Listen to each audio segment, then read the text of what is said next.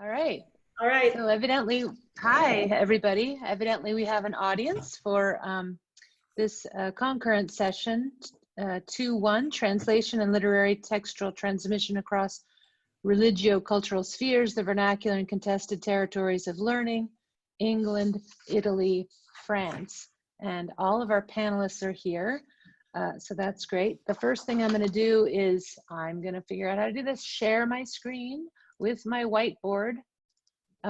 That for participants, that is an email address, which is my email address as chair of the session, to which you can write questions. And if you were to put the subject MAA translation, I would be less likely to misplace your email. So that way you can ask them whenever you want to, whenever they occur to you. And I believe we'll deal with them at the end of the semester, the session, but when you have them in your mind, you can write them to me and I will be collecting them. And so if that's all right with everyone, thanks to Filippo Gianferrari who organized this session.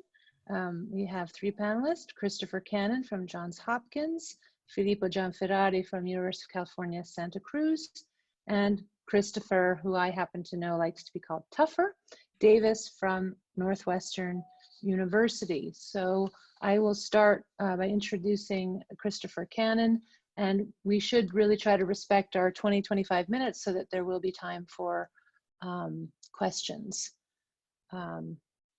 If anybody has any objections, feel free to wave or something. Okay, so Christopher Cannon is Bloomberg Distinguished Professor of English and Classics, Johns Hopkins University. He works on medieval literature and particularly the emergence of English literature as a meaningful category. He is author of From Literacy to Literature from Oxford University Press 2016, Middle English Literature, A Cultural History from 2008, The Grounds of English Literature 2004, and The Making of Chaucer's English, A Study of Words 1998. And today the title of his talk is What Did the Medieval Laity Hear When They Heard Latin? Okay, so I will try to share my screen.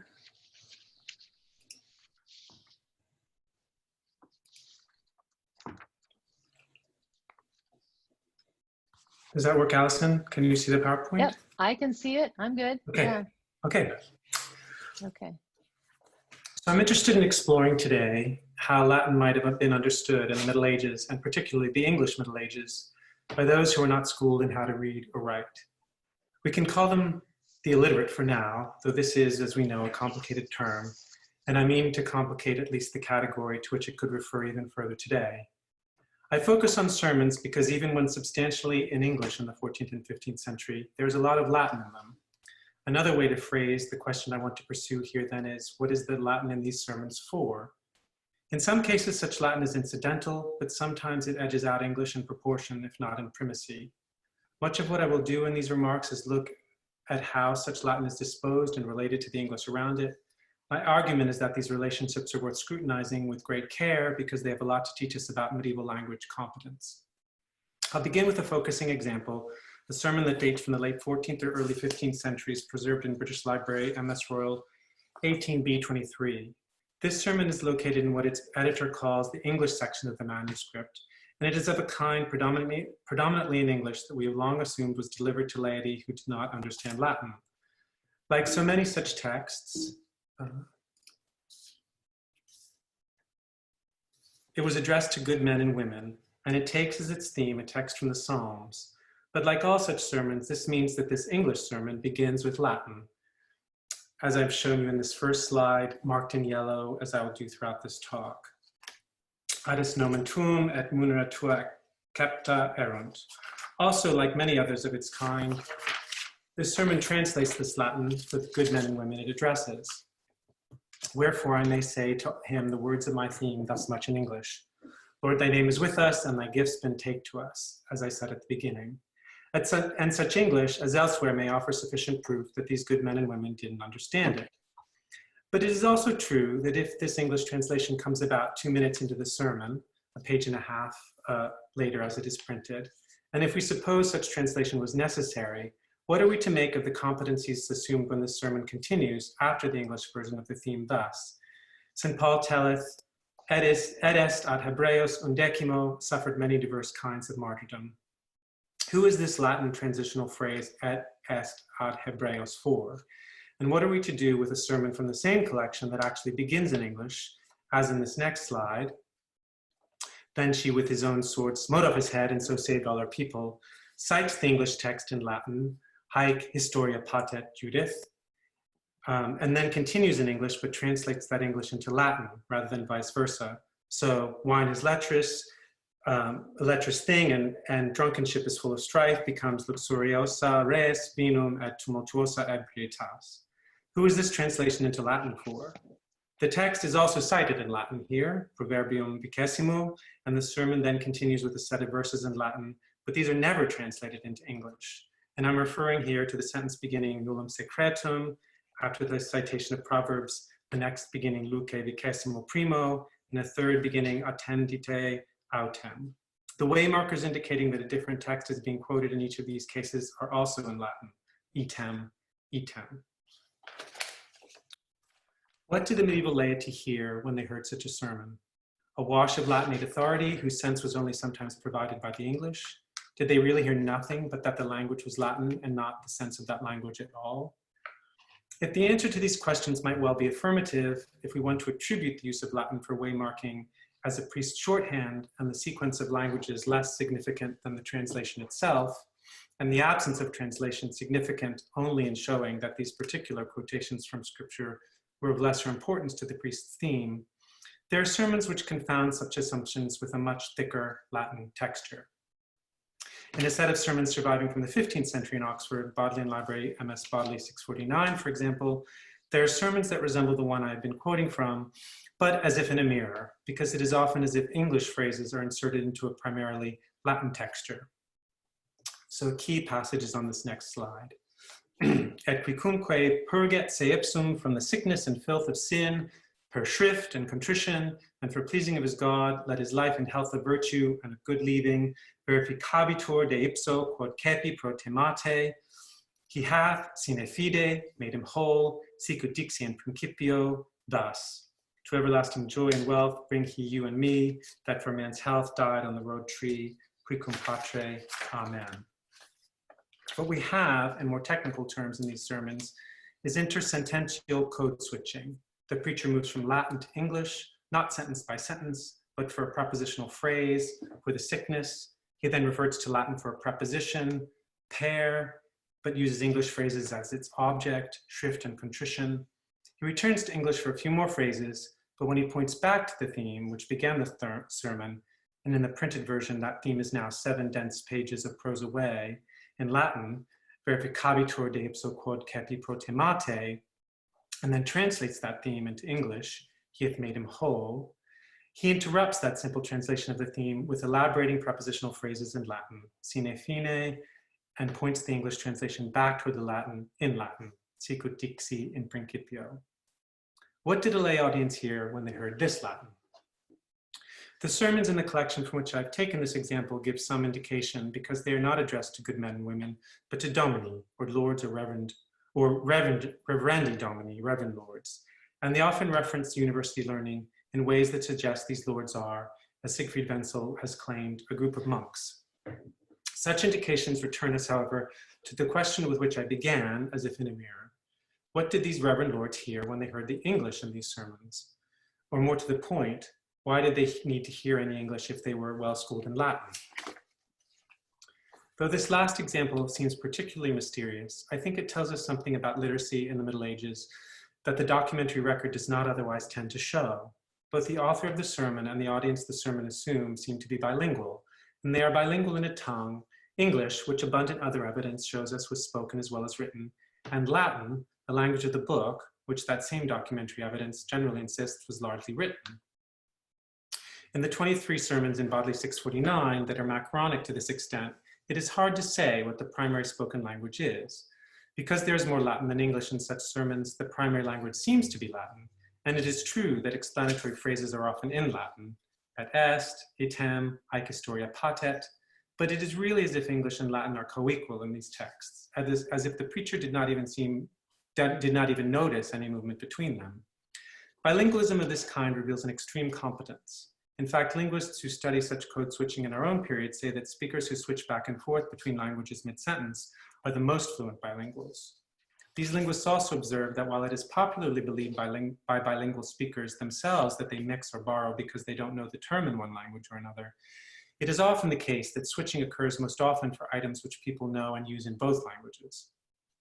In such cases, the switch may have a stylistic or rhetorical rather than an instrumental function.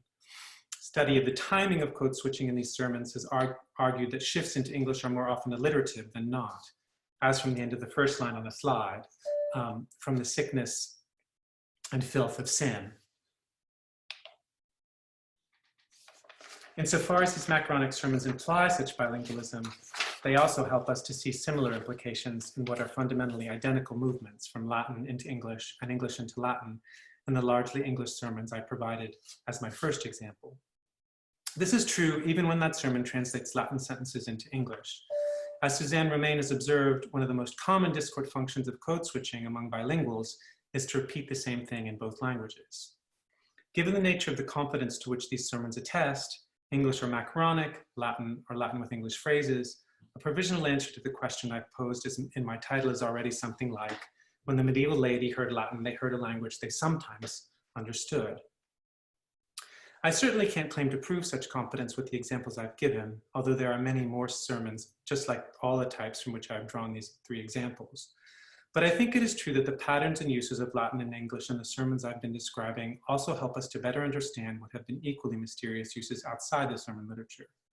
I've used the term laity in my title, and so far equated the term with the good men and women addressed in my first and second examples, as opposed to the domini addressed in my third. But it has become clear to historians in recent decades that designations such as these are not particularly specifying. The learned map so neatly onto terms of status, like domini or clergy, and lute or unlettered or lay, are so often about class that it is not always clear whether any of them can refer in any particular instance to linguistic competence. It is easy to find references to lewd clergy, to find examples of illiterate priests, or people who call themselves unlettered, but seem highly literate readers. And of course, a clear condition that I've already been trying to navigate is that lay literacy comes in a variety of degrees and forms.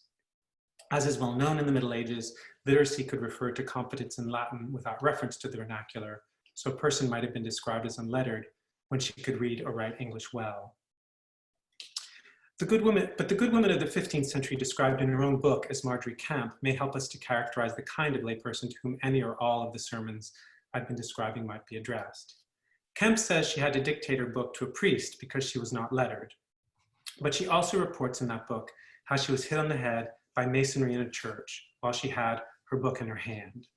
And there are other moments in her account of her life in which, while she does not explicitly say she can understand Latin, she's shown to understand it well enough to explicate and elaborate it without translation. So here, another time there came a great clerk unto her asking these words, how they should then understandem. Crescite et multiplicamini. She answering said, Sir, these words been not understanding only of begetting of children bodily, but also by purchasing a virtue, which is fruit ghostly, as by hearing of the words of God, by good example giving, by meekness and patience, charity and chastity, and switch other, for patience is more worthy than miracles working. Kemp also lists the books that were read to her, but she begins the list with the Bible in a period when an English Bible might well have been considered a heretical document, and proceeds through a sequence of books, many of which she suggests, at least with the Latin by which she names them, she was encountering in Latin. The same priest read to her many a good book of high contemplation, and other books, the Bible with doctors thereupon, St. Bridget's book, Hilton's book, Bonaventure, Stimulus Amoris, Incendium Amoris, and such other. Literacy of all kinds was on the rise in the 15th century when Marjorie wrote, but we can go back 2 centuries for an equally illuminating example in Ancrenawissa, a rule originally written for women recluses, but revised for an expanded audience that included what that revision refers to as all men. Because it is primarily in English, this text is usually assumed to show that, as Elizabeth Robertson has it, in the 13th century, most devout women read their religious literature in the vernacular. But this assumption is undermined by the competence much of that Latin demands. I won't read all this passage from Anconusa out or translate what is sometimes a difficult English, but because it is so far removed from our own. But I quote this long passage to note that the first Latin sentence here, so the first sentence in yellow, omnia in confessione labantur, is preceded by the English. So it is as if the English is translated into Latin. The second sentence, labeled as a gloss, glossa super, is not translated at all. The third Latin sentence beginning lavit corpus is only loosely paraphrased before it is quoted, and the Latin is presented as if proving what the English has said. And the next Latin sentence from the book of Joel is not translated at all. The Latin competence implied by the book of Marjorie Kemp and demanded in Anconusa has largely been ignored, as it is in the sermons with which I began. Kemp and the women readers of Anconusa, and by extension its male audience too, are assumed not to understand the Latin they contain. Marjorie's ability to gloss, like the commission of translation here, do not generally conflict with the broad presumption that the Latin in these cases was never meant to be understood. But alongside the sermons with which I began, this Latin could be said to extend the proof that when lay listeners and readers heard Latin, they understood at least some of it. But how did that happen? Women were not as a rule taught to read and write. The laity were unlettered in large part because they never went to school. So what I want to suggest today in conclusion is that the required pedagogy was provided by these texts themselves. Marjorie Kemp is again a good guide.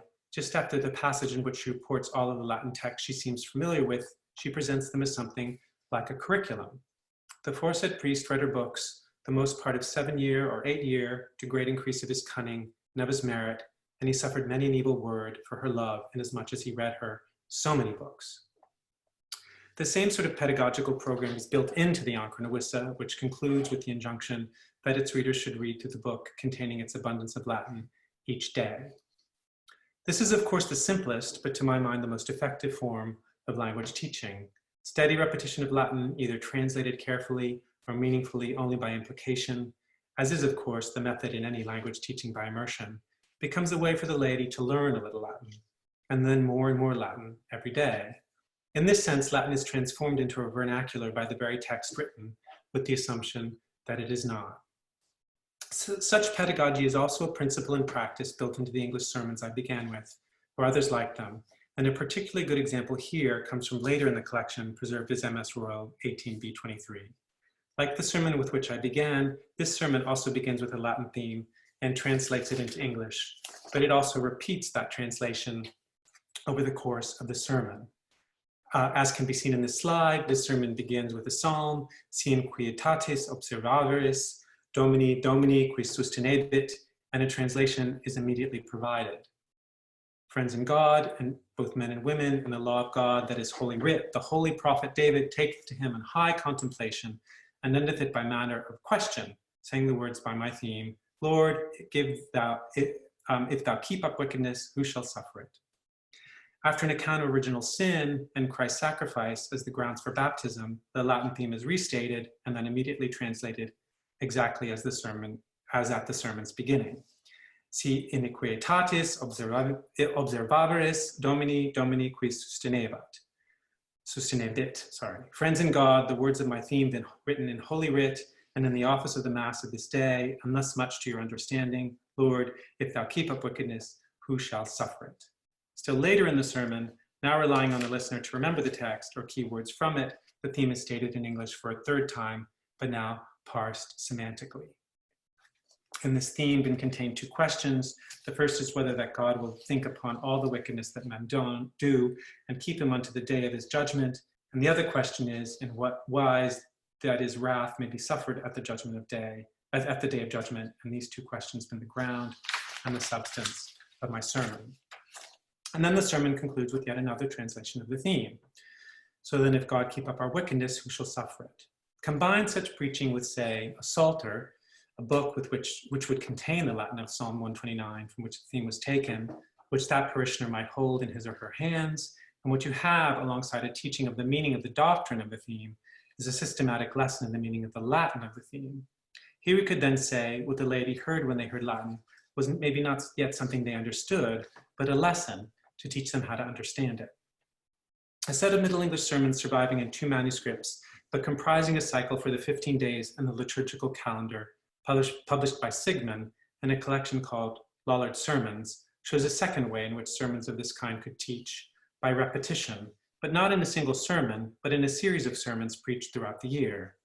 So in a sermon for Circumcision Day or 1 January, the preacher cites Matthew 3:2 on the importance of penance. Penitentiam agite o propinquabit enim regnum celorum, that is, doth penance, the kingdom of heaven shall nigh. On Sexagesima Sunday, that is roughly 6 weeks after the circumcision day, any returning parishioner would have heard Matthew 3:2 cited again in Latin, and its translation into English once again. Penitentiam agite o propinquabit enim regnum celorum, whose penance for the kingdom of heaven is nigh.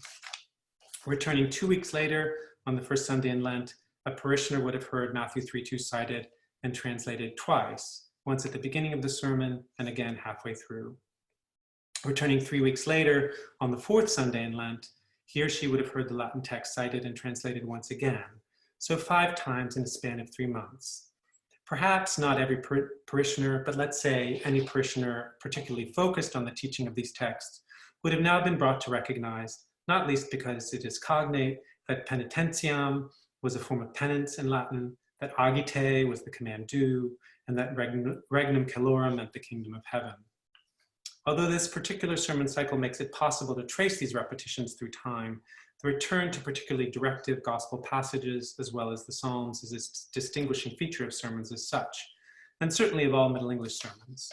Since, as I've already noted, the Psalm text might have been available for parishioners to consult in books that they could bring to church with them, such repetitions suggest with a useful specificity how, through the habits of their doctrinal teaching, through the very form of that teaching, English sermons could have provided something like a curriculum of key Latin terms and texts. The gray areas in literacy have been carefully mapped at a number of crucial borders. The pragmatic literacy of English merchants who would have had to acquire competence in French to do their work would be one example. Women and men who would describe themselves as illiterate, but not because they couldn't read Latin, but because they couldn't write it, since managing a quill and ink was a craft skill in the Middle Ages. But even these gray areas tend to freeze the complexities of competence they describe at a particular ratio. What I've been describing here is a changing ratio, not a level of literacy, but a growing competence. What might then best be called an emergent literacy in Latin would have been produced by the very illiteracy it overcame. And the everyday contact with Latin, at first incomprehensible, but sermon by sermon more and more comprehensible, more and more comprehensible. Such a process is not easy to track in the record, not only because it is such an oral phenomenon, but also because it is by definition so fluid. It would not even have been easy to track in the medieval everyday, as that is a vernacular, because it was necessarily both gradual and subtle.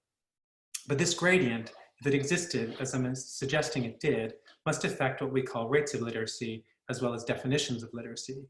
What the good man or woman of an English city, town, or village heard when they heard Latin changed daily from a language they did not understand to one that they did.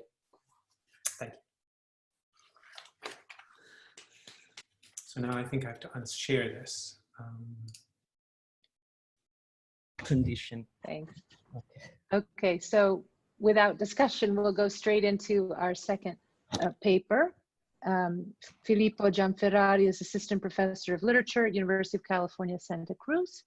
His research focuses primarily on Dante and medieval education and is informed by a thoroughly interdisciplinary approach, intersecting the fields of Latin paleography, history of the book, and historiography. Gianferrari has published mostly on the topic of Dante's intellectual formation. He is writing a book provisionally titled Training the Reader, Dante and the Rise of Vernacular Literacy. So I think you can see some commonalities between our first and second speakers already. Well, Okay, so. definitely. I mean, the reason why I asked you to talk to me is because I've learned from all of your works, and I'm very happy to present what is now the beginning of a new portion of my book. So I have to share my screen, right? Yeah. Okay. Sorry. Wait.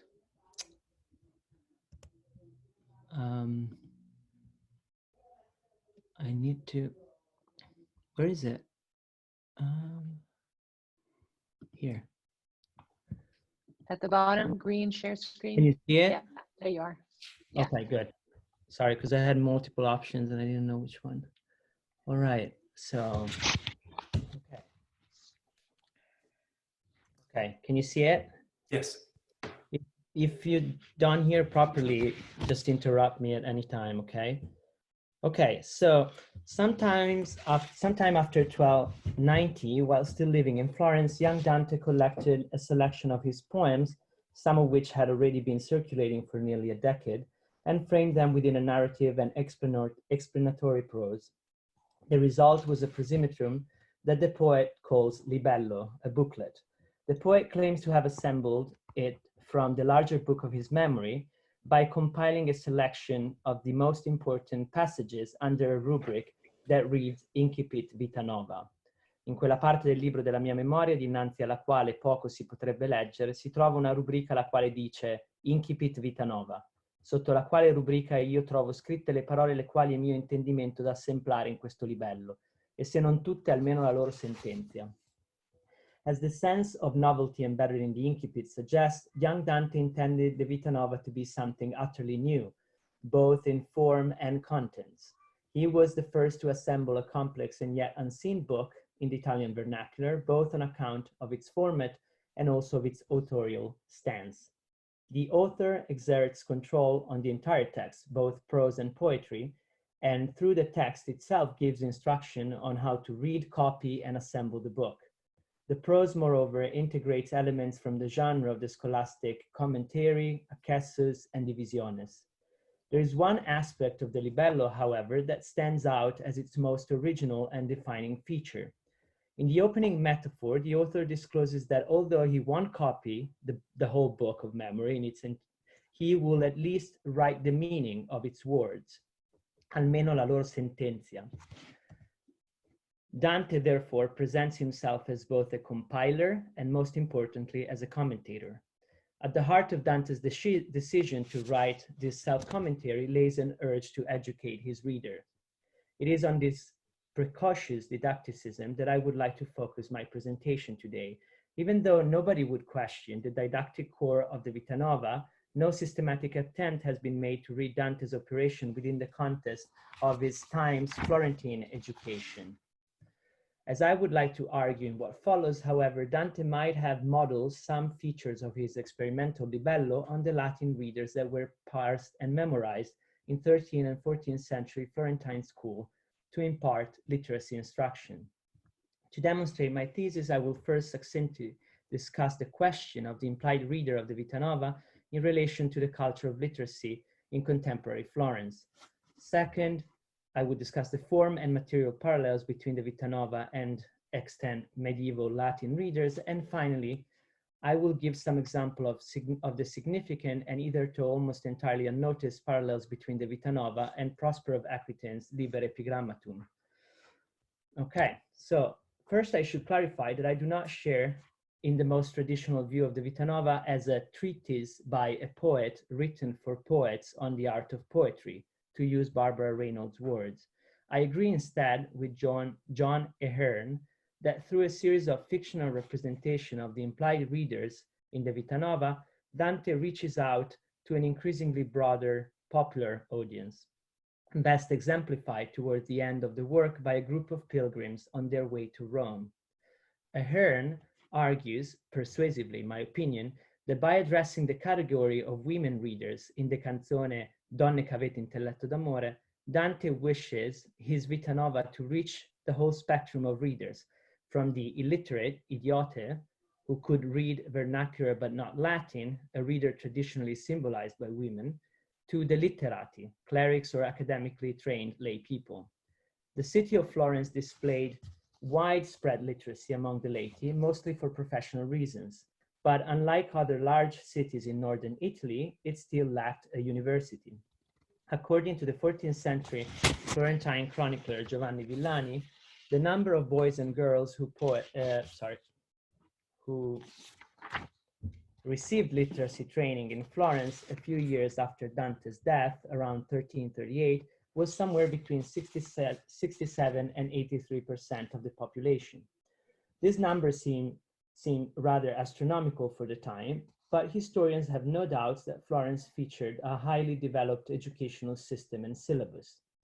What I find particularly interesting about Villani's account, however, is that it shows the considerable difference between a large number of pupils who received a basic vocationalist literacy instruction and a small number of those who went on to study grammar. Through the fictionalization of the women readers in the Vita Nova, therefore, Dante enthusiastically embraced the education of this new lay readership, thereby anticipating an instructional program that he will overtly endorse at the opening of his Convivio, where he maintains to be writing for the instruction of not only men, but women, of which there are many in this language who know only the vernacular and are not learned. Given the widely diverse literary culture of the readership addressed by the libello, Dante must have been aware that the very task of navigating a complex literary text represented a challenge to many of his lay readers. This, I believe, is the reason why the prose of the Vita Nova provides also basic instructions on how to read a complex text. There are several instances where the author prompts his reader to go back and reread a certain passage, or to wait for a forthcoming explanation.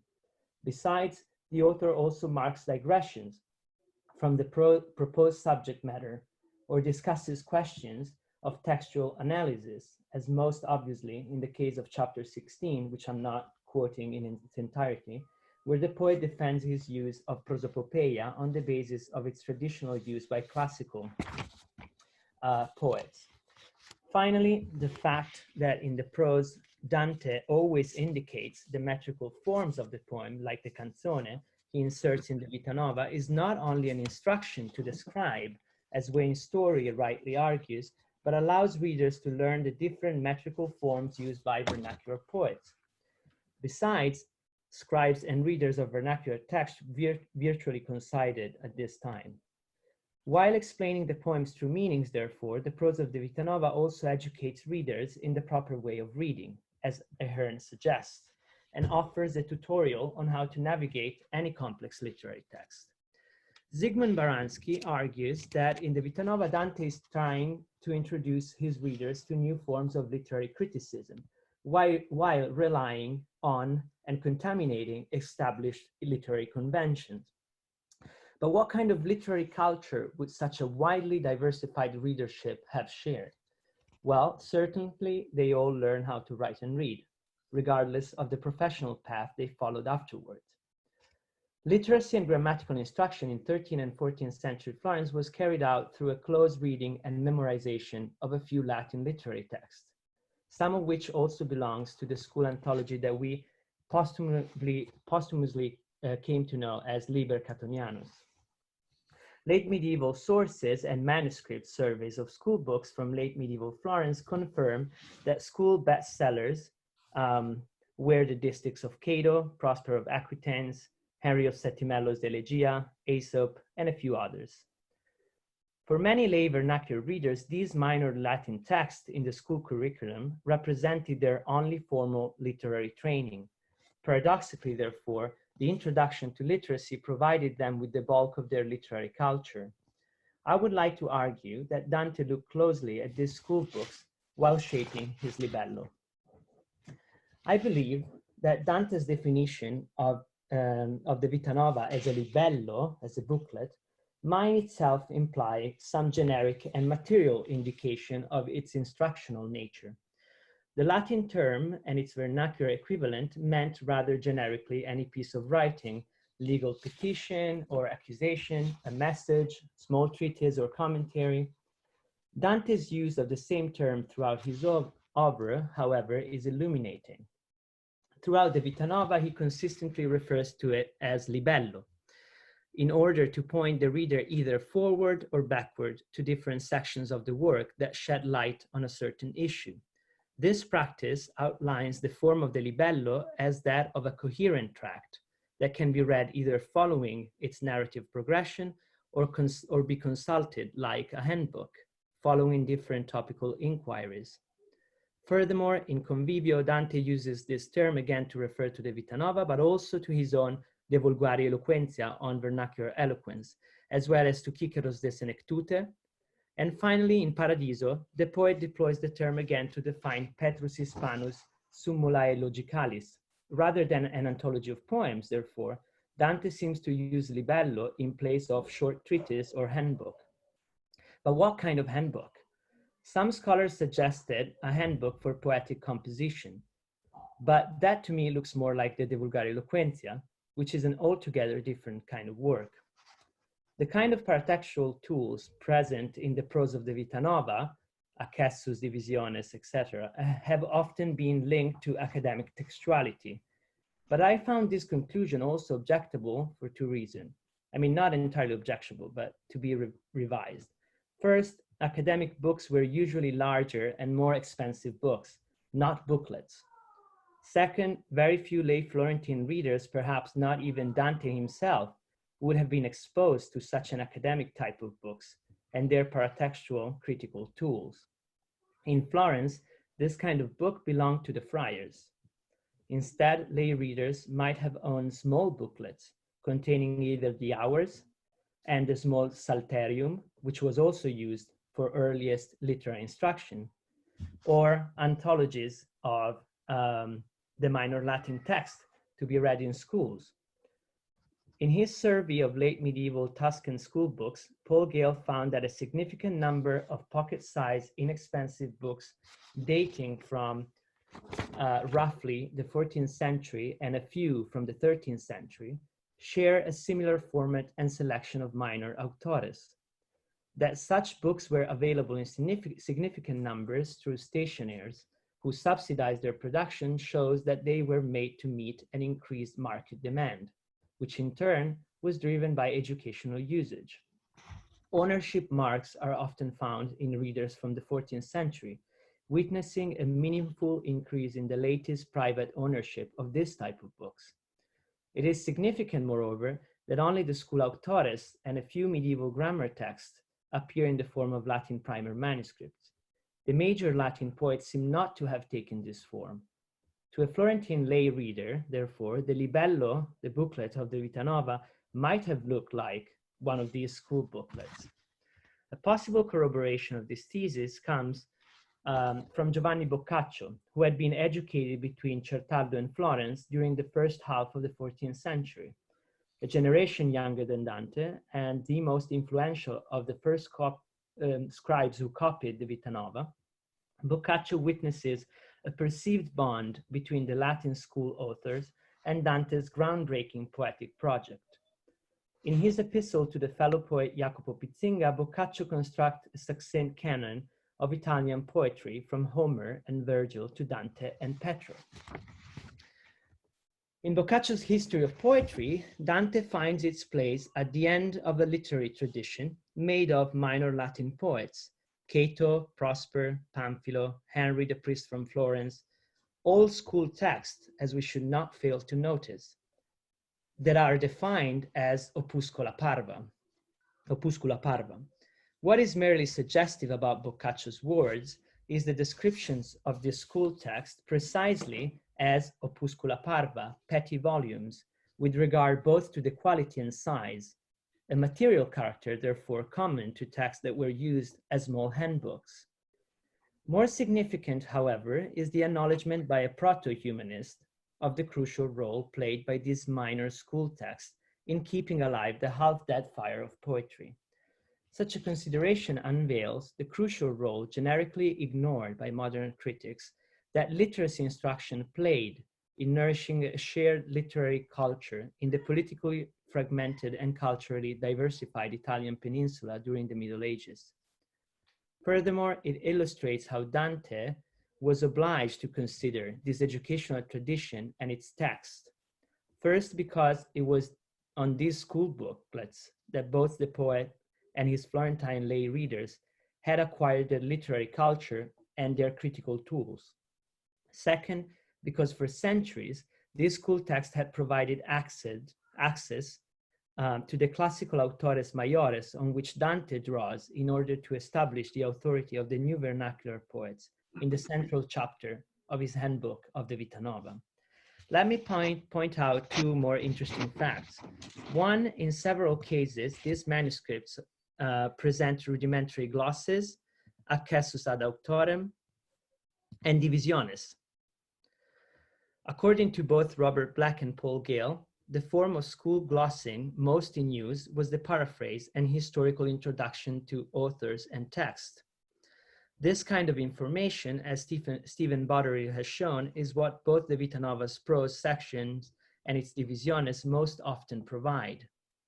This fact may explain where Dante might have drawn inspiration for his rudimentary accessus and divisiones in the Vita Nova, and why he could have expected his Florentine readers to be familiar with such tools.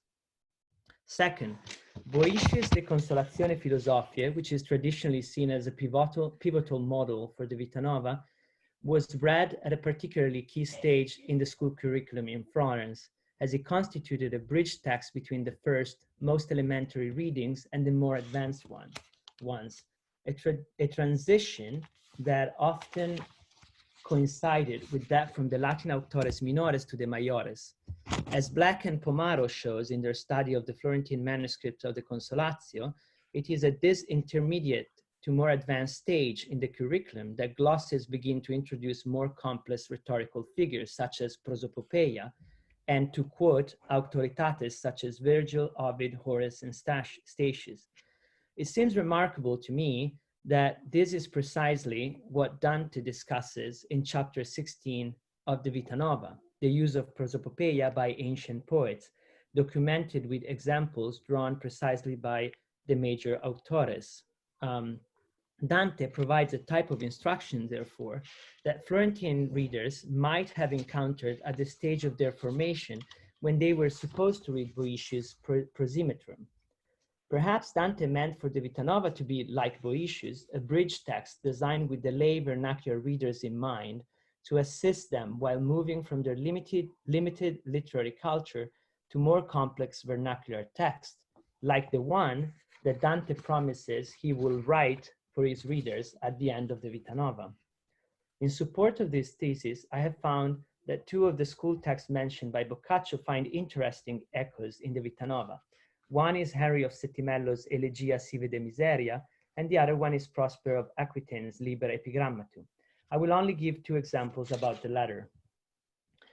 From extant manuscripts evidence, it appears that the Liber Epigrammatum, or Epigrammata ex Sententiis Santi Agustini, was a bestseller of Florentine education between the 13th and the 14th century.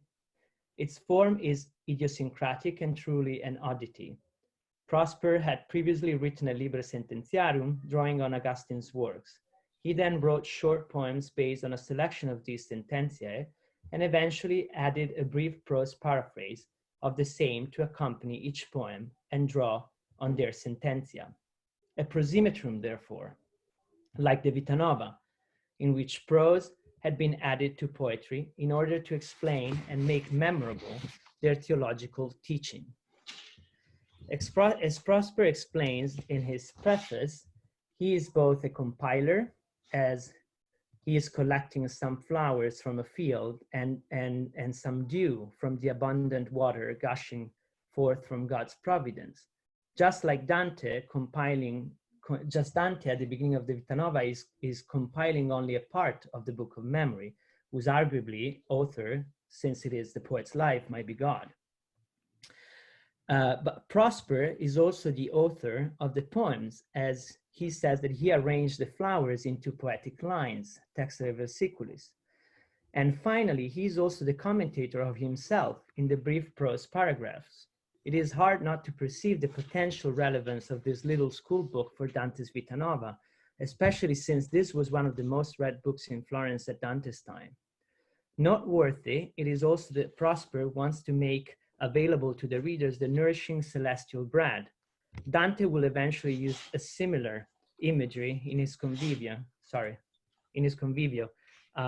where he wishes to collect crumbles from the table where the bread of the angels is being consumed. Not only the epigrammata's eccentric format and authorial stance, but their contents too are relevant to the Vita Nova. The work has no narrative, but provides instead a fairly simple catechism that covers a range of Christian doctrines in basic, highly concrete terms. Some of Prosper's teaching are central to a key moment in the plot of the Vita Nova. After Dante is denied Beatrice's greeting, which was the source of the poet's bliss, he meets a group of ladies who question the poet on the aim of his love for Beatrice, implying that if he could find satisfaction in loving without being loved and while being mocked, the end of such love must be truly new. Challenged, Dante answered in a rather unexpected way. Madonne, lo fine dello mio amore fu già lo saluto di questa donna, forse di cui voi intendete, in quello dimorava la beatitudine che è fine di tutti i miei desideri. Ma poiché piacque negarlo a me, lo mio Signore amor, la sua mercede, ha posto tutta la mia beatitudine in quello che non mi può venir meno. The lady demands to know what would be the source of such an undeniable bliss. Hoping to make an impression, the poet replies that such bliss has its source in the words that praise his lady. In reply, the lady simply points out to the poet that up to that point, Dante simply has not behaved as he claims. Up to that point, in fact, the poet has mostly written elegiac laments. Dante leaves the Tenzone struck by the realization of the utter discrepancy between his moral principles and his poetic and personal behavior. Prosper devotes epigram 6 precisely to the topic of the vera dei laudazione, the true praise of God, and explains that someone's praise is sincere only when mouth and heart speak as one voice, but to speak well and to live poorly is only condemning oneself and one's voice. Reading this epigram, one can almost hear the lady's reproach to Dante. And perhaps school readings such as this would have been the source on which women readers would have drawn to develop such a moral argument.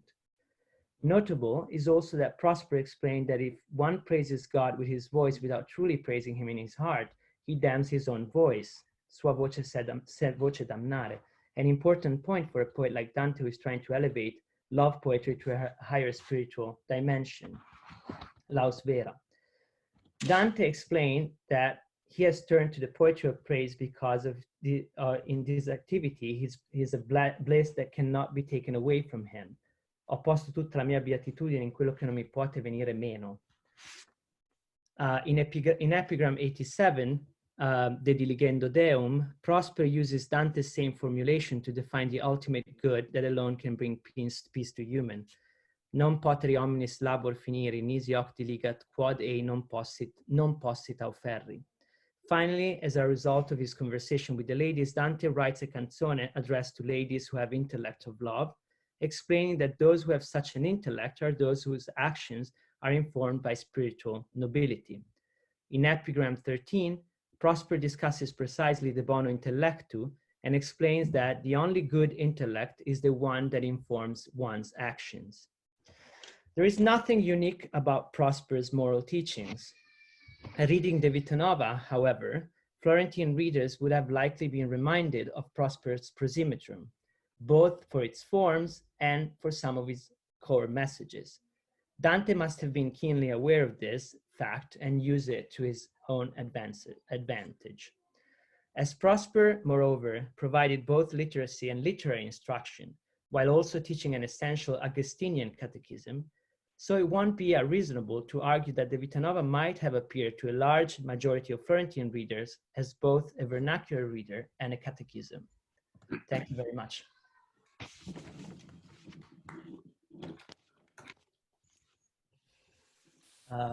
Thank you. Thank you so much, Filippo. Thank you. Okay. I'll do this trick one more time, then I'll put my whiteboard up there in case anybody wants to ask. Look at that. Any questions, papers, they can write me any time at this address. This subject would help so that I get, okay, so as long as any time, I'll just keep going and leave our discussion at the end. So our third paper is by Christopher Davis. Christopher Davis is Assistant Professor of French at Northwestern University. His research focuses on medieval French, Occitan, and classical literatures, particularly lyric poetry, medieval theories of poetry and language, medieval textual culture, and the circulation of medieval Francophone literature in a Mediterranean context. His current book project, Poetry and Power, Literary Language in the High Middle Ages, examines the competition between French and Occitan as languages of vernacular literary authority. And his title today is Rhyming Reason, Latin Verse Grammars, and Vernacular Poetic Practice. So tougher. Thank you very much, Alison. Can everybody hear me? Okay, great. So yeah, thank you. Are you sharing a screen or not? No, I'm not. No, okay. It's just me. Yeah, thank you for organizing this. And I was really interested in both of the papers by Cruz and Filippo, and I think we have a lot of overlapping themes, so I hope we'll have a good discussion. I just want to signal a difference in my title today, or in my focus. So I'm presenting something that's coming out of a current book chapter on Occitan grammar, and I was hoping to develop this by discussing Latin verse grammars more than I will, but unfortunately I haven't had access to a lot of the materials that I would have liked to. So I'm really focusing today on Occitan grammars, and I will be mentioning verse grammars in passing, but the focus is on Occitan grammars. And in particular on the 4 Occitan grammars, which were produced over the course of the 13th century by writers working in Catalonia, Lombardy, Sicily, and Sardinia. Together, these constitute the earliest grammatical tradition for any Romance language by several centuries, and they testify to the prestige that troubadour poetry enjoyed among vernacular speakers over a wide geographic area. All of these treatises were written for audiences outside of Occitania, interested in learning the language of the troubadours for the purposes of composition. This vehicular status was due in large part to the fact that literary Occitan was, from its earliest phases, so from the beginning of the 12th century, a kind of performative koine, which was employed in more or less the same way by troubadours despite their region of origin. As a result, it was not associated with any one specific place, other than Occitania in general, and was more available for appropriation and adaptation to new cultural contexts. Occitan therefore occupied a unique position in the vernacular landscape. At a time when most Romance languages still lacked recognized textual forms, Occitan offered an example of linguistic stability and uniformity, as well as a point of access into a trans-regional poetic practice. For these reasons, Occitan was frequently promoted as a model of vernacular literary authority and elicited frequent comparison to Latin as the dominant model of literary language. So in my paper today, I want to chart a conceptual evolution in Occitan grammatical writing over the course of the 13th century.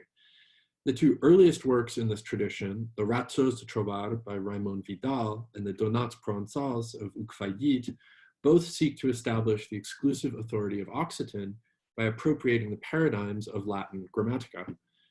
Not only does this methodology produce numerous incongruities, the 2 forms of language are very different, but it also enforces a rigid and prescriptive standard of correct usage, which leads Raymond Vidal, in particular, to privilege grammatical normativity at the expense of poetic form. The 2 later grammars that I will discuss, the Règles de Trobar by Geoffrey de Foixat and the Doctrina d'Accord by Teramagnino de Pisa, express strikingly different attitudes toward the dynamic between poetic form and grammatical language. Both treatises were the product of multilingual cultural contexts, Sicily and Sardinia respectively, and they adopt a more expansive view of Occitan as a linguistic category, investing the poetic forms and techniques distinctive of troubadour lyric, especially rhyme, with the ability to provide stability and order to language, much like Latin grammatica. So the earliest of these treatises, the Razos de Trobar, was composed around 1200 by the Catalan troubadour Raymond Vidal.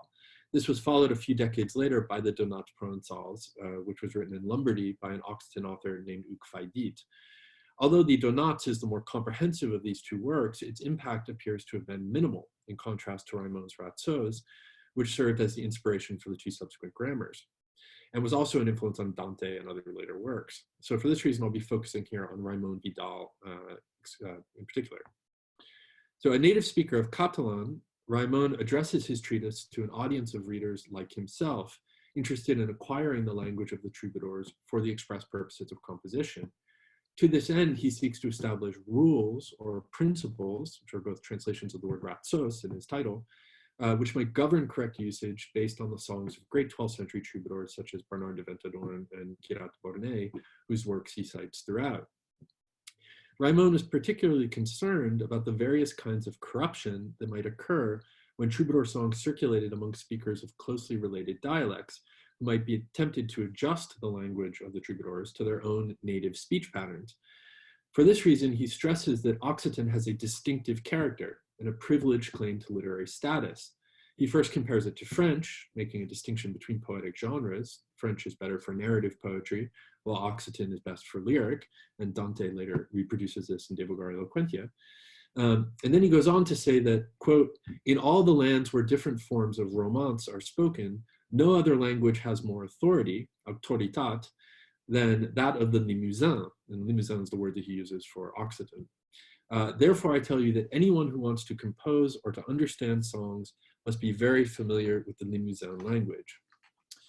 In other words, he argues that the lyric as a genre is inseparable from Occitan as a language, before making an even more ambitious claim that, quote, one should know something about the nature of grammatica if he wishes to compose and to understand songs, for the entire Limousin language is spoken naturally according to case, number, gender, tense, person, and part of speech, as you will hear if you listen well.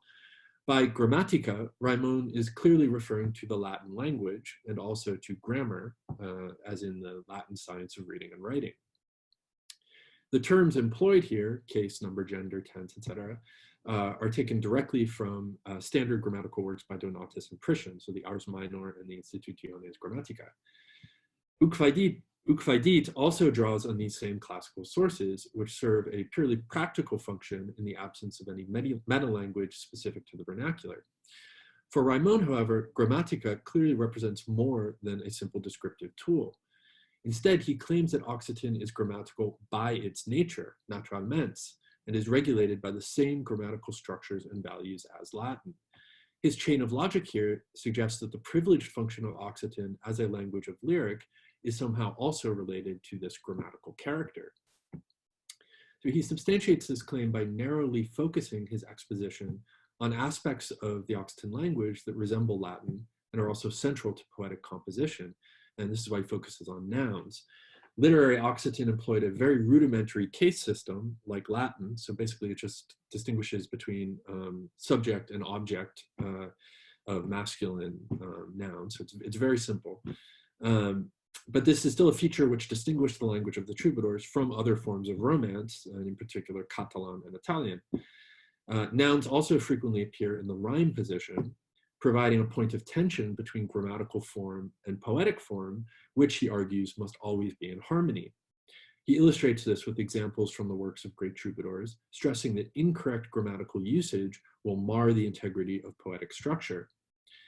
So Raimon proposes what Sarah Kay has described as a, quote, science of endings, mapping Latin grammatical paradigms onto Occitan poetics in a way that redefines the function of both.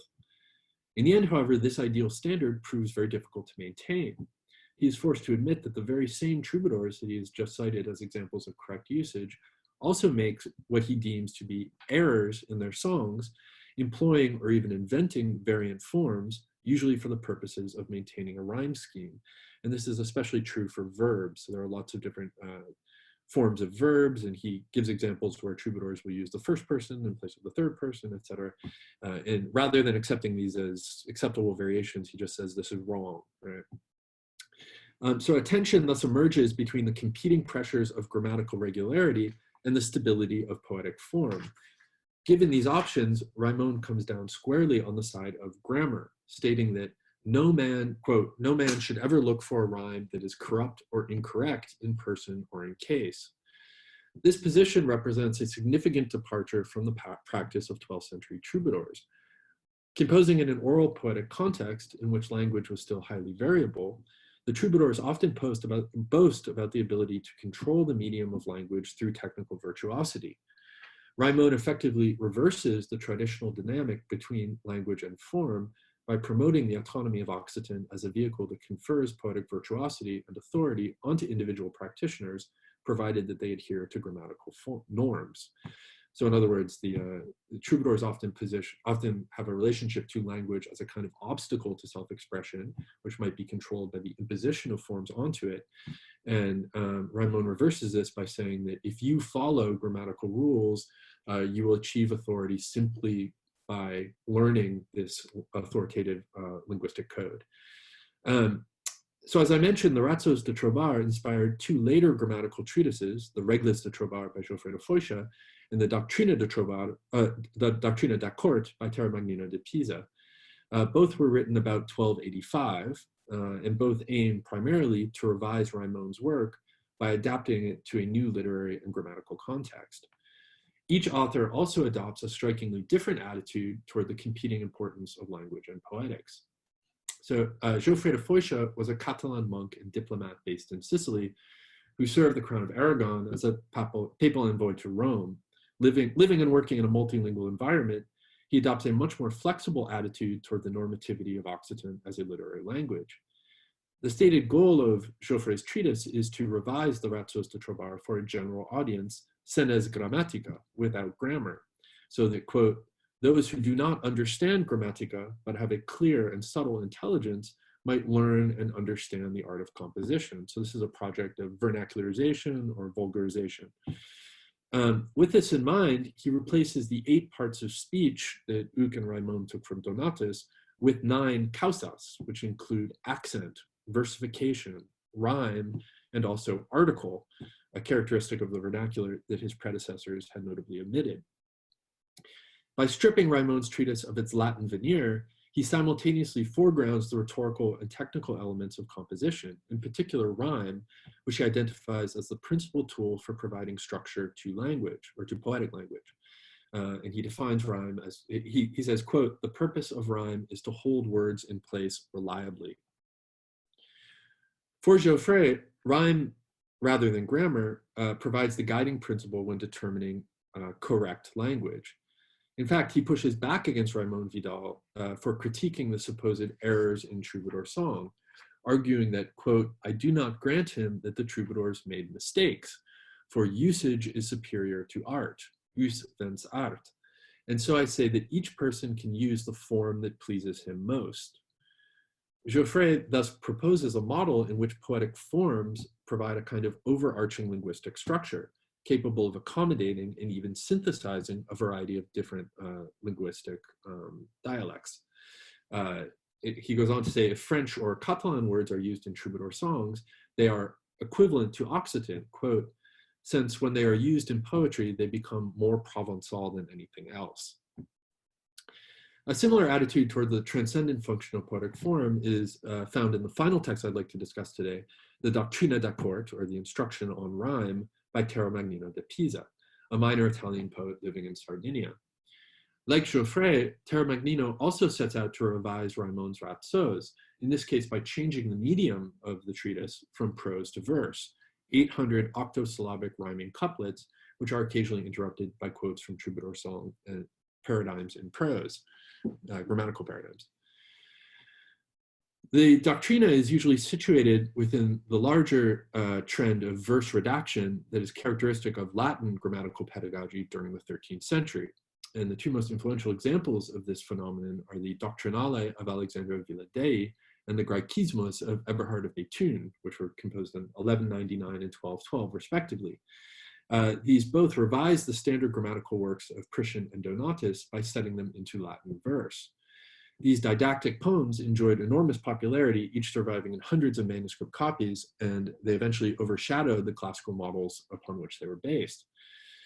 While the use of verse has obvious mnemonic functions, helping students to retain and memorize the principles of Latin grammar, these works also suggest a growing influence of vernacular literary culture. The Doctrinale, for example, is composed in Leonine verse, which was invented in Paris toward the end of the 12th century. It is therefore a form not drawn from any classical repertoire, but instead from a distinctively medieval poetic context, one that was, moreover, nearly contemporary to Alexander of Villadei himself. For this reason, Alexander's treatise represents an act of translatio, which symbolically appropriates the Latin discipline of grammatica, displacing it from classical prose to medieval verse. Leonine verse was employed both in Latin and vernacular poetry, and this choice of meter thus establishes a point of formal crossover between literary cultures that were, of course, in constant dialogue. The Doctrina da Corte employs this technique of verse redaction not only as an attempt to reproduce contemporary grammatical trends, but more theoretically, as a way to perform the fusion of grammar and poetics into a single linguistic science. Terramagnino seems to have engaged with Occitan primarily in textual form, and he presents it less as a living poetic practice than an abstract model. And I'm not going to go into this, but he gives advice for how to pronounce Occitan, which clearly suggests that he doesn't actually know what the language sounds like. This is also suggested by the fact that or this textual context is also suggested by the fact that he doesn't employ any of the usual terms for the Occitan language, so Provençal, Limousin, which were used by Geoffrey and Raimond, but instead he refers to the language of the troubadours simply as chant, song, effectively deracinating it from its historical and cultural roots and making it universally accessible. He also repeatedly stresses the rational nature of this language, beginning with an initial rubric which states, quote, commencement de doctrina provinciale de vera e razonable locutio, so the beginning of the doctrine of Provençal, of the true and rational language of Provençal. This insistence on the rational status of Occitan is Terramagnino's most original intervention, with vera e razonable, true and reasonable, replacing Raimond Vidal's natural and drecha, natural and correct. Lest we miss the point, Terramagnino uses various forms related to the word razzo some 16 times in his poem, usually as above, in order to highlight the function of poetic language as a vehicle for reason and truth. Such a connection is also suggested by the word vera, which evokes a shift in form from prose to rhyming verse, so a play on words with vera and verse. Although Terramagnino does not critique Raimond Vidal directly, as Geoffrey de Fouché does, his choice of medium suggests a different response to the competing values of grammar and poetic form. In his treatise, these two sciences are superimposed upon each other. Nevertheless, an implicit preference is granted to rhyme, which is identified as the mechanism for transforming language into a vehicle for truth. The imitation of Latin verse grammars further identifies troubadour poetics as a potential platform for exchange among different traditions, provided that a unifying formal structure can be established. So just to conclude very briefly, my aim here has been to demonstrate how the Occitan grammars used Latin grammatica as a point of comparison for thinking through issues related to the authority of the vernacular as a literary medium. The evolution of this tradition charts a movement away from a conception of poetic language conceived purely through the lens of Latin standards and values, towards the development of a new linguistic science based on rhyme and other distinctively vernacular poetic techniques. This evolution also reflects the reception of troubadour song in a multilingual environment and the engagement with other literary forms of the vernacular, such as Sicilian, Tuscan, and Galician, which now vied for Occitan with literary prestige. They therefore suggest a broader attempt to imagine a vernacular poetic practice that is cosmopolitan rather than rooted in a single exclusive language tradition, and they represent the first steps toward establishing a vernacular poetic and linguistic science. Thank you.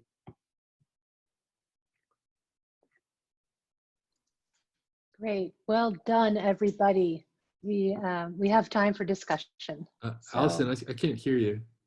You still can't hear me? I did unmute myself. You can't hear me? No? I can hear you. Oh, there we go. You can hear me? Yes, there okay. we go. Good. Okay, that was really terrific. I feel a responsibility to go to the questions that I got in order. So I'm going to do that first. Of course, there's a lot for Christopher Cannon because he was first. So a question for Professor Cannon from David Wax, University of Oregon. All of this hangs on the assumption we have about how those sermons were read or performed. That is, do we assume that the priests read the text exactly as they were written in your manuscripts? Also, were the manuscripts used as scripts, or were they records of sermons that were recorded after the fact? What do we know, or what can we safely assume about the relationship between the manuscripts and the performance of the sermons with regard to code switching, etc.? Yeah, I don't know as much as I'd like to know. I think that that's a point that would require a lot of care in presenting these claims in a more capacious forum. I mean, the sermons survive in rather formal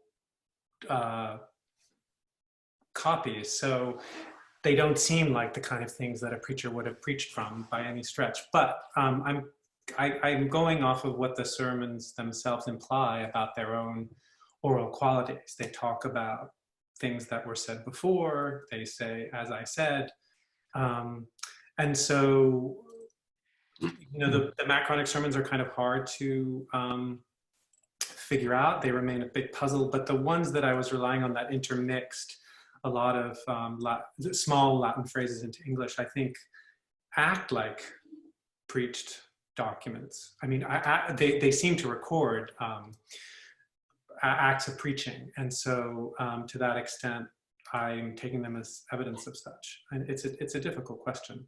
I agree. Here's another question from Thomas Lidska, and it's a little bit related. Do we know that all of the Latin was read in the sermons? That is, does it make sense without the Latin? When I present conference papers, I often have stage directions like hold up the book or change screen, which of course I don't read aloud. And I have footnotes which I don't read but might cite in a Q&A session if asked. How do these sermons read if one reads only the English? That's the question. Can they be read without the Latin? I mean, the theme, I think, is the trickiest part for me, because it sits there at the top of the sermon, and you know, whether that was read out before the sermon began, I don't know. I think that it's pretty clear from the examples I gave that it wouldn't work to just skip the Latin. I mean, in my own text, I sometimes, you know, I left sort of optional whether I would read the quotations or simply refer to them. But I mean, I don't know how to answer that definitively either, except to say that in many cases it wouldn't work to skip the Latin. So yeah, they are Macaronic in that sense. Okay, and I apologize. I'm just going in order. If I were more at ease with our medium, I would skip around, but I'm just afraid I'm going to miss what I have here. So here's from Tom McLeish. I have a question for Christopher Cannon, which is really exploring the diachronic structure of the Macaronic sermons and texts that he's examined. I wonder if there's anything to be learned from changes over time in regard to the implied assumptions of fluidity in both Latin and vernacular, or the degree to which these texts are instructional in the classical language. For example, any parallel movement with these texts alongside the appearance of vernacular translations of Latin texts in the later Middle Ages. Comes from partially from my work on Gross Test de Artis Liberalibus. Yeah, I mean, it sounds like, Alison, I'd like to get that email from you. I'm going to send you all of them. I will. Yeah, I mean, I'd like to talk to that questioner a bit more about the basis of his question. It sounds important. You know, the collections I'm looking at are not easy to date. That is, the contents of them are not easy to date. So I guess I'll just punt that a little bit and say that's a really good question that I can't really speak to, although I was trying to give a little sense of the chronology of it and the constancy with which Latin competence seemed to be assumed in odd places. Yeah. And finally, it's always for you, I appreciate your argument, this is from William Campbell, I appreciate your argument that Macaronic texts, including sermons, help to inculcate a certain degree of Latinity in the laity through a kind of contextualized immersion. How applicable do you think this model is to the question of how rank and file clergy themselves learned their Latin, and by extension, how good their Latin was? Yeah, well, I think part of what was at the center of my talk, and this felt, it's not a discovery, but a kind of realization on my part, was that it's better than we tend to assume. Which is to say that the Macaronic sermons are functioning as if they were written for people who didn't just know Latin really well as a language of the book, but kind of spoke it. You know, they were functioning the way, the kind of language we hear bilingual people speak on the street, you know, who speak Spanish and English well. And that to me that's not what those documents seem to me initially to demonstrate. They just seem to be odd documents, but they seem to testify outward to a kind of use of Latin that I don't think we tend to imagine. So yeah, my answer to that would be, I think it posits clergy who are a little more fluent in Latin than have tended to accept. Yeah. Um, I have a note yet. Go ahead. I was just wondering if I could ask a question to Yeah. Chris, or is Okay. it not? Sure. It's so hard to Go get ahead. conversations going in Zoom, isn't it? I learned this when I taught. I know. But yeah. Yeah. Yeah, but go ahead, Tuffer. I was just wondering what these macaronic sermons tell us about different levels of, or different kinds of competency in English rather than in Latin.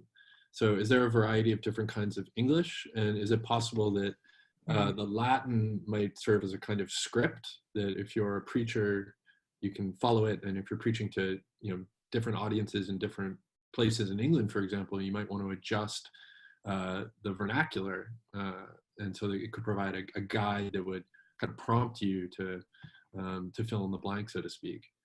So, so you mean that the text would be more Latin than the form in which it was being delivered, or? I just mean, could the Latin, like Latin being maybe presumably a language that clergy could understand generally, is there a possibility that then, you know, that serves a kind of prompt for you to translate that Latin to different kinds of audiences? Is the level of English the same in all of these texts, or the type of English the same?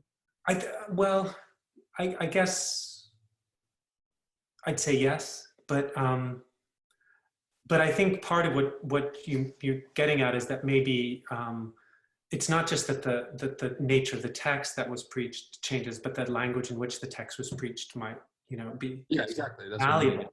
Yeah, maybe that's your point, and I think that does seem to be the case, that there's a kind of convenience, and one of the things to maybe track in those macaronic sermons is which kinds of words are, you know, working in, because the examples I had sort of transitions in Latin, right, and that might have been notes to the preacher, which he may have translated into English as he went.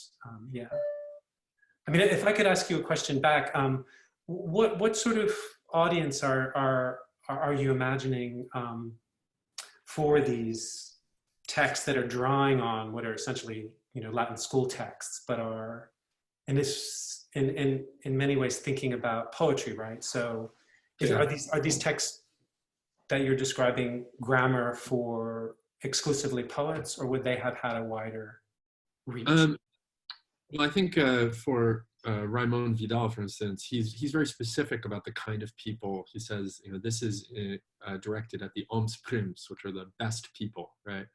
And so I think this imposition of grammatical form is a way to actually try, at least rhetorically, to limit the audience and to limit it socially.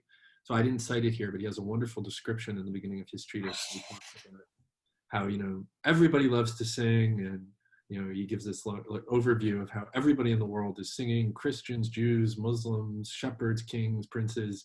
And then he says, but this is a problem, because that means that, you know, this knowledge is circulating too widely, and we need to regulate it. And that means that we need to root it in a class of people who would know something. As he said, you have to know something about grammatica. So that implies a certain class, right? So people who are literate and people that can recognize where these terms come from, right?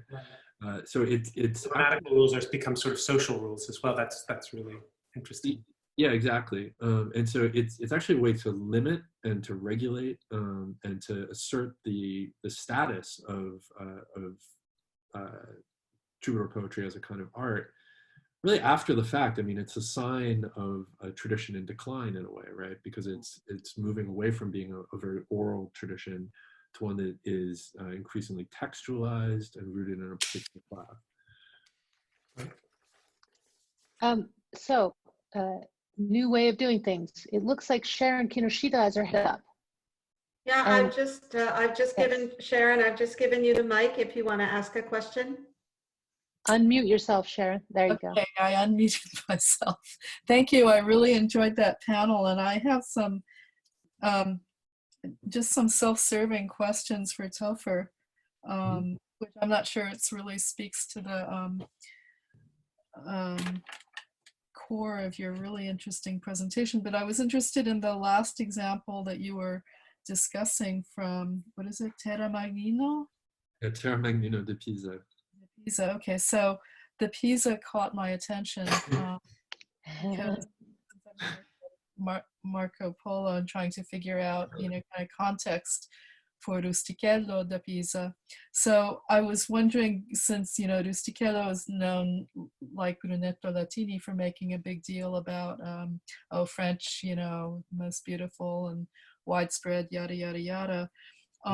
So what is known about Terra Magnino, and he's in Sardinia, you say, and what could be the resonances of his championing then Occitan in this particular, political, economic, cultural context?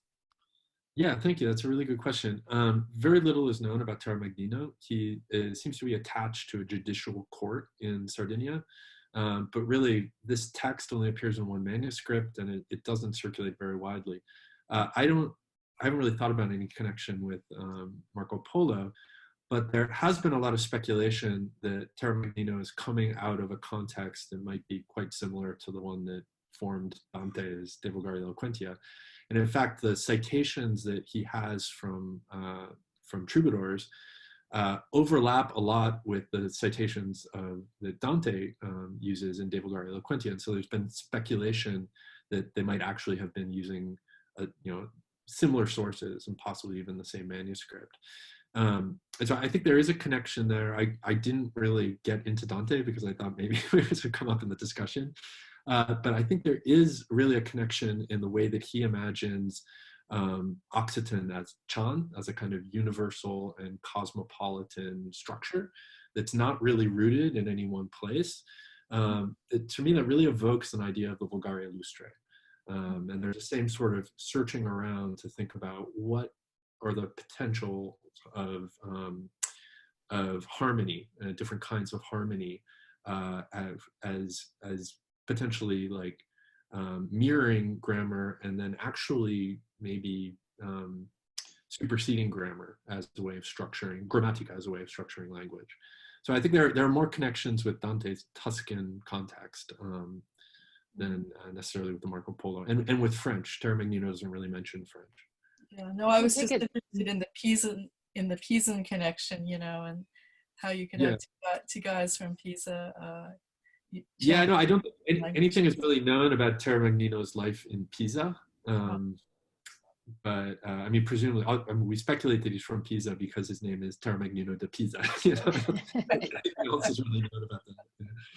Thank you. But to take it back to, thank you, Sharon. To take it back to Chris's question about audience. I mean, Dante's making a Vulgari Illustre not to make better poets, really. I mean, it's to give a political language to the peninsula. So the question of, I was struck by your is it Terra Magnino says everybody's singing, and shepherds and kings and everybody yeah. Okay. Yeah. But to give a voice to the people of the place, I mean, there is a political purpose to that.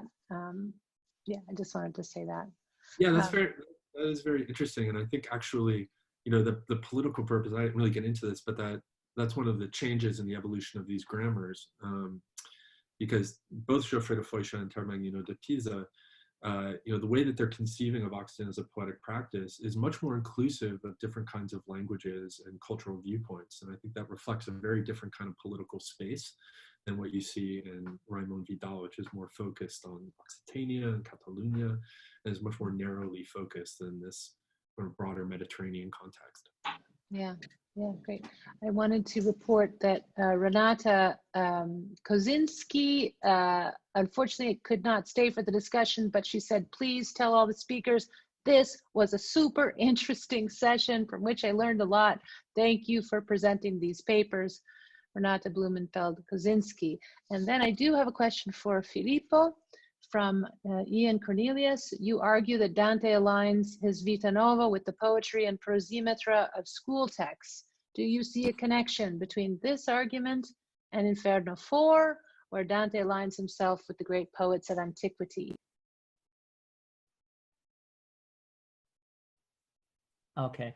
Well, this is a very interesting question. I actually thought about that at the beginning, because the thing that struck me about many of these school texts is that you will find very easy, very simple references to Virgil, Ovid, Horace, and this happens to in the Distica Catonis at the beginning of the second book, in the Henry of Septimella's. It's kind of it's up there. But what is interesting about Dante's use of quotations from these authors in the Vita Nova, and then of course how he depicts his own relationship with these authors in Inferno 4 is, I believe, to, you know, it really is a sign of someone who is exploring this text more deeply. Although at the level of the Vita Nova, I think it's really hard to decide whether Dante has a real competence about the text that he's quoting in the Vita Nova, meaning that he read them as we think we would read one of these authors.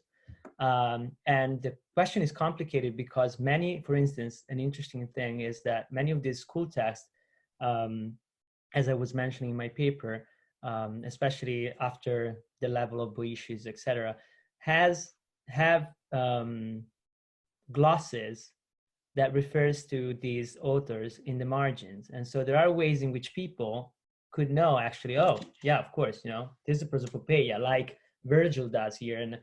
But the thing is, you should really, you know, I should sit down there and read all these glosses and try to figure out what they knew, which would be great. And I think it is a work to be done. But I think in Inferno 4, in Inferno 4, Dante is continuing a movement that starts with the Vita Nova, which is in a sense doing something that a Florentine reader would have known, possibly, you know, that these are the authors you're supposed to quote, but then really moving more deeply into those authors. So I think, yeah, that's the, you know, it's a continuous movement. Wonderful. We have 2 more minutes. Yes, Tougher. I just have a question for Filippo. It was actually about the first quote that you put up, where you said that, where Dante says that he wants to convey the essence of his words, right, or of his poems. Yeah, sententia. Okay, yeah, and that's actually what I was thinking about. I mean, I was wondering how this kind of framing conveys that, and I was thinking in particular about that category in the Eccesus ad auctores of Intentio auctores. Yeah, exactly. Well, and then so there is, I think that a lot has been said about, you know, again, the reference, the influence of academic textuality on the Vita Nova, and probably the latest work on, specifically on the Eccesus, is Todorovic's book on the dynamic of textual exchange. And definitely, you know, the word intentio and sententia that Dante uses at the beginning of the Vita Nova are references to the Eccesus. But then my point is, if that's the case, then Dante is just drawing on those. He's not writing an extensive Eccesus. And to me, the other question is, if you are addressing the women, right, how would that not sound like kind of foreign to them? Because rudimental version of Eccesus were in these textbooks as well, but much like the way Dante does, so like 3 lines. Even, you know, even the Eccesus of the Distica Catonis or Aesop that you find in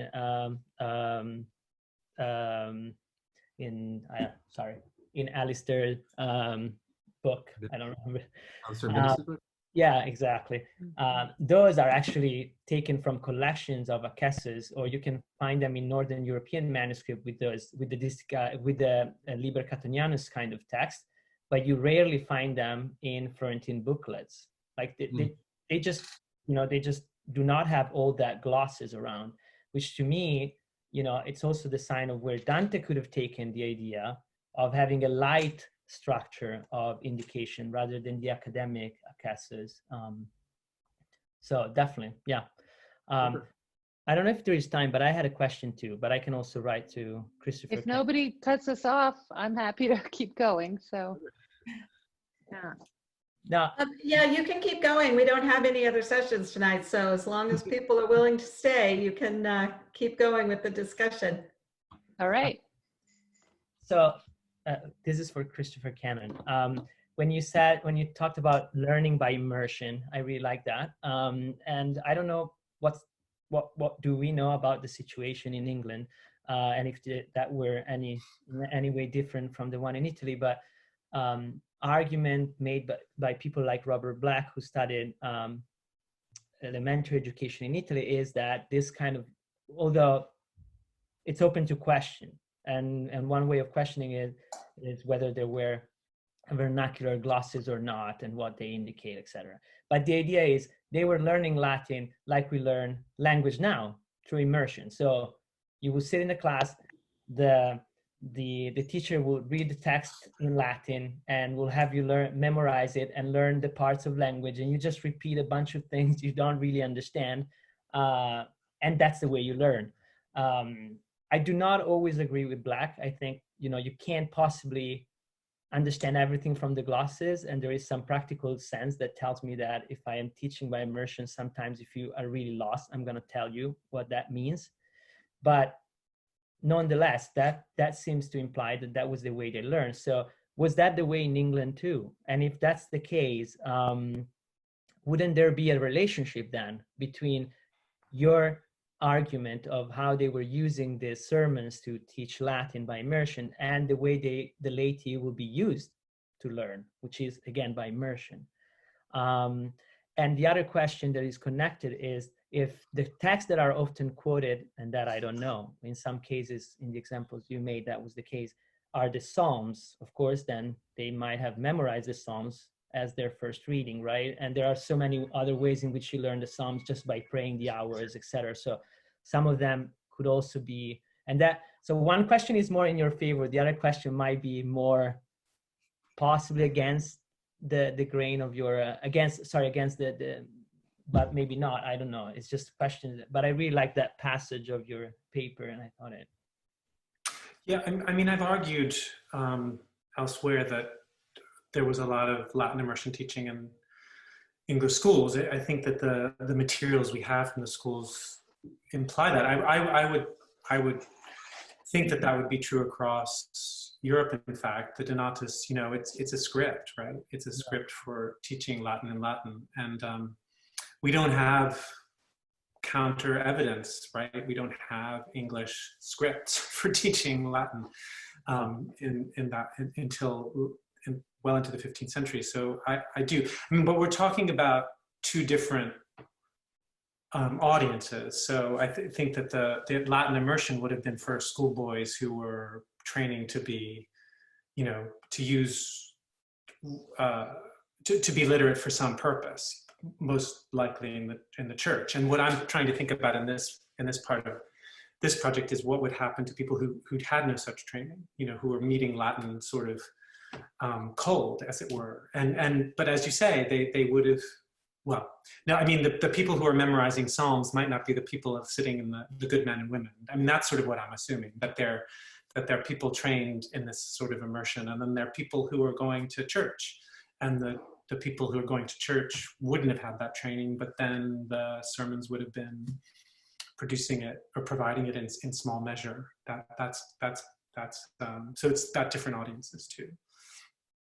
Could I just add something? So the verse grammar that I discussed, the Doctrinale of Alexander Villadei, he says in the prologue of that, that you should teach in Latin, but you should also, you as the instructor, should use the language of the laity when people don't understand. And I've just, that's 1199. And I have always assumed that must have been a practice in the classroom. But I think it's quite interesting that this shift to verse as a form, that seems to give him license to actually enshrine that into pedagogical practice in a way. Which is one of my theses about the verse grammar, is that they're sort of registering the influence of vernacular literary culture and linguistic culture in a new way. I want to try to bring in Manu. There he is. Who is Manu? Hello. Radha You Cruz. need to unmute yourself. There you go. Hi. Can you hear me? Yes. Yes, now we can hear Right. you. Go ahead, Manu. This is Manu Radhakrishnan with a question for Gianferrari. Why do we see in Trecento, Italy, what the historian of piety Giuseppe De Luca calls a movimento oceanico di volgarizzamenti, if lay people were familiar enough with Latin to read Prosper in Latin? That's a great question. The thing is, well, that's the point. They weren't, so they were memorizing. It's kind of weird, but for my understanding of what we know about the way these texts were studied in school, and I'm very much, and the way I'm going to answer this question, I'm also going to pose a question for the other two speakers, and it's a self-service question because I'm also interested in understanding this better. So the idea is, no matter what you are going to be in life, if your parents have some money to have, at least this is in Florence, okay, to pay a private doctor per horum to teach you how to read and write, what this doctor would do is that he will have you learn your letters and parse grammar and memorize the parts of grammar and memorize texts like the Distichs of Cato, like Prosper, etc. And so you learn them and you learn what they mean. And then after probably a year and a half, maybe two, if you're lucky, you either are done forever with your education, or you go on studying in a workshop, some practical mathematic or some kind of trade, or you go on in a grammar school and then advance in whatever, maybe go to Bologna and study and become a notary or whatever. So the point though, and this is part of my argument, and this is the question also about the people who were sitting in the church listening to sermons. Are there people who, might have even worked in very simple trades who actually had learned this text by heart, had some sense of Latin, but if presented with a Latin text, they will actually have a pretty hard time, especially because the vernacular translations were translations of difficult texts. Instead, with Prosper, we're talking about poetic lines. So you memorize them because they have a sound. And then maybe the teacher explains you what it means, and you can actually remember that. But then try to do that, but then that doesn't mean that you learn Latin. And the thing is, that's how they learn literacy, meaning they learn how to write and read. But then the language they knew was vernacular. The letters were the same, but not, so that's the point. That's the tricky part of what I'm trying to say here, that these people, I don't think, and there is a distinction, and that's why I'm saying, I think really the Vita Nova, as many other of Dante's works, try to reach across the spectrum. The point of the Vita Nova, as Dante says, is to explain the meaning of his poems, which is, I would not say philosophical necessarily, but it's theological, it's complicated, whatever. So it's for readers. The first reader of the Vita Nova is Guido Cavalcanti, and he could read Latin. But what I'm trying to infer is that there are many things in the Vita Nova who actually help any reader to say, oh, if you don't understand this, remember that I talked about that before, or just wait, I'm going to tell you this at the end. And some of the points that are more important in Vita Nova, like the evolution of his poetics, are really simple places in a catechism like Prosper, which is, if you say you're praising Beatrice, or that becomes increasingly like God, and you actually don't do that in your heart, in your actions, what's the point? So this is what I'm trying to say. And that's why I wanted to ask also Christopher. I don't know if this answers your question, Manu, but I think they didn't need to actually know how to read Latin, but they had this text drilled in their mind. And so they learned their catechism, they learned their letters, they didn't necessarily learn Latin. And so my question is also, Yeah, I'm being told we need to wrap it up. So okay. I would just say that I think, speaking for Chris, I mean, his point is that there's levels of Latin, right? And it's a spectrum is the word you used. And I think of volgarizzamenti not as translations, but as gloss. So they help you understand. They're not really a substitute for the text. And it's not, there's never a, like, I only understand vernacular and I know no Latin. There's always some kind of a gradation there. So I think I'm going to wrap it up because I was told to, and sorry to cut it off. I am going We to can be in touch by email. Though. yes, I am Great. going to forward all the questions that I got to all of you, and we Great. will keep our email going. And we're all getting so expert at Zoom, we can visit each other whenever we want to, I suppose. And anyway, I think it was a really great session. So thank you, Filippo, for organizing.